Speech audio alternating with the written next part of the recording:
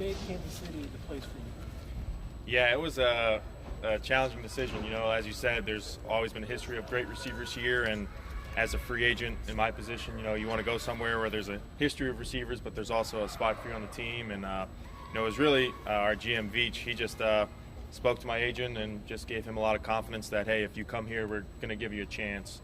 And that's all I wanted, was just to have a chance here, and I'm grateful the coaching staff has given me that so far. Coach Toub mentioned you and your work on special teams and how impressed he was.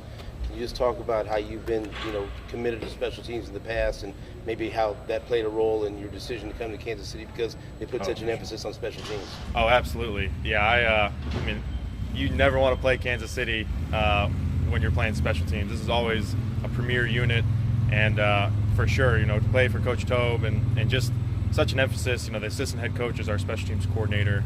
You can feel that it's important. It doesn't even need to be said.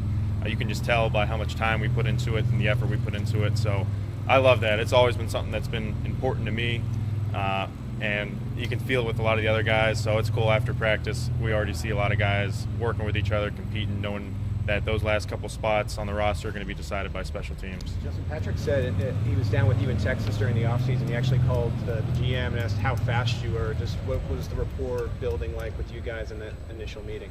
Yeah, Pat's been awesome.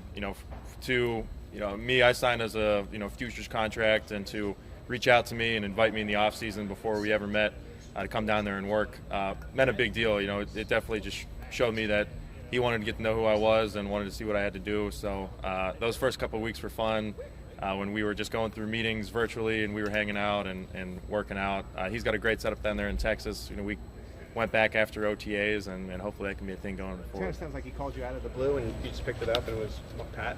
Yeah, I just had a text that, hey man, it's Patrick Mahomes, and so I was you don't get many of those texts during the off season. How long did you spend down there? I spent 2 weeks and then another week after the OTAs. When you first got that text, if somebody was messing with you?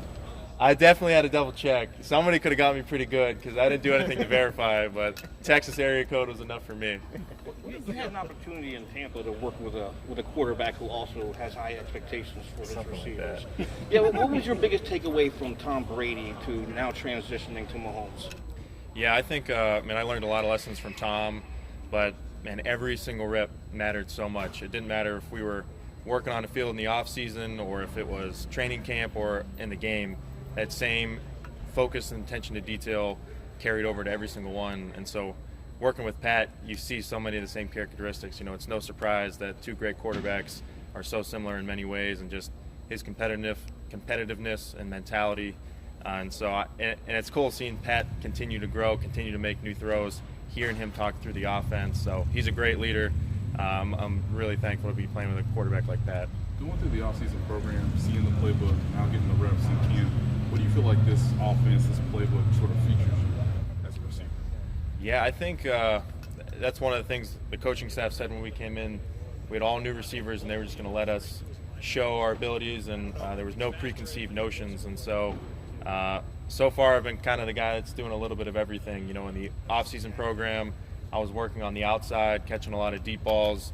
And then here, so far in training camp, still a little bit on the outside, but trying to see if I can work on the inside in the slot. So I just want to be the guy that if anyone needs a break, if anyone goes down, shoelace comes untied, that they can point to me and say, 84, go in there and pick right up where they left off. Andy said it's pretty clear that you've already gained Patrick's trust. Can you sense that on the field? Do you feel that chemistry that's been built down in Texas and now through training camp? Yeah, absolutely.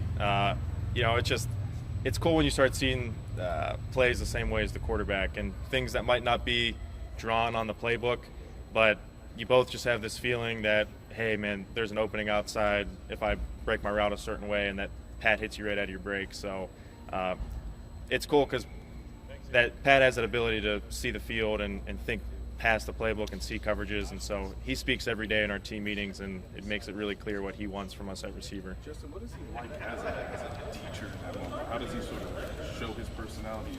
How would you say he describes things from his point of view that maybe the average quarterback doesn't? He has such a great understanding of defenses, I think, is the first thing that shows.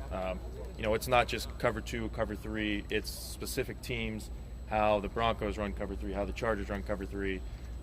So I think that's the first thing that stands out. He's an unbelievable understanding of the defense, but then he also knows, a new guy. Hey, here's the best way to explain it. If you see the far side safety crashing down, take it a little higher. If the nickel pushes out to you, go inside. So he just does a great job of teaching without putting guys down, always trying to build people up, and I think that's a great leadership quality he has. And what's it like when you have that discussion, you see it in practice, you actually go through it and it sort of connects? What's that feeling like for you? Oh man, it's a receiver's dream when you talk about something, in the film room and it translates over onto the field. So I think the more of those things we can do keeps building confidence for game plans going forward in the preseason and the regular season. In that wide receiver room, you have a bunch of new receivers. Who's someone that you're kind of leaning on that try to figure out what play to play? Yeah, I think Marquez Valdez-Scantling is one that, for me, he's been a great leader. We came into the NFL the same year, but he's from Tampa. I played the last 4 years in Tampa. We got to spend some time down there in the off season, and he's helped me become a better deep ball receiver. I think I caught a lot of those passes in the off season, and we have similar body types, and just how he attacks routes, how he attacks leverage. I think one thing you're going to see from him this year is he's a lot more than just a deep ball receiver. He's been catching balls over the middle, getting off press really well. So I think he's going to have a huge season this year, MVS. Related to that, Marquez talked about the fact that he's going to get to do more things and be asked to do more here.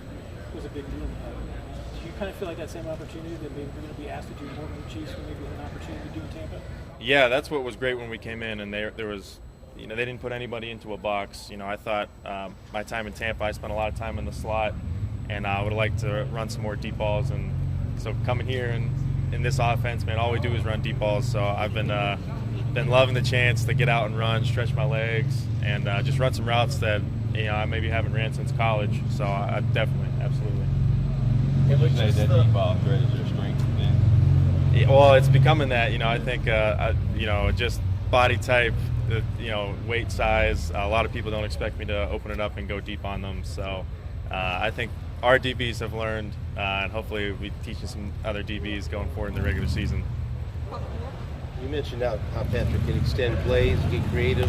How much does that change your mindset when you're out there that you never give up on a route, never give up on a play, because he can make things happen long after other quarterbacks can't? Oh my gosh, it's so different. There's a play in the film room. I was on the backside and I was like 50 yards downfield, and I started slowing down because most quarterbacks can't make that throw across the field. And they said, "Hey, keep accelerating. If you're open, he'll find you." And sure enough, we've hit a couple of those already. So it's different. That doesn't matter how deep you are. If you're open, he's going to find you, and that's the truth.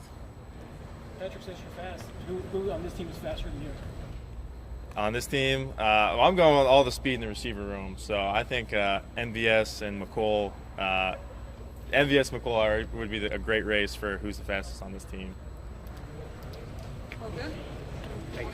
Thanks. Thank you. Thank you guys. Thank you very much.